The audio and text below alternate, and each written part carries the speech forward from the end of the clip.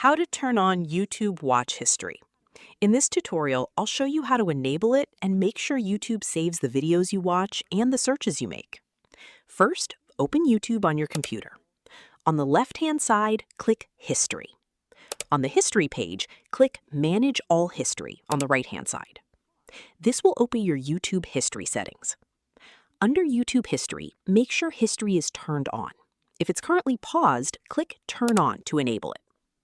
Once YouTube History is turned on, YouTube can save the videos you watch and the searches you make. This can help provide better recommendations and remember where you left off.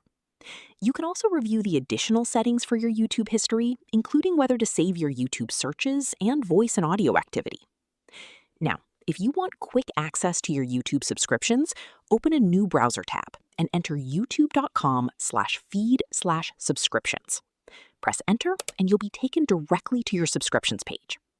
You can also bookmark this page so you can quickly access your subscriptions whenever you need them. And that's it. You've successfully turned on YouTube history and created quick access to your YouTube subscriptions. Thanks for watching. If this tutorial helped, don't forget to like the video, subscribe, and check out more helpful YouTube tutorials.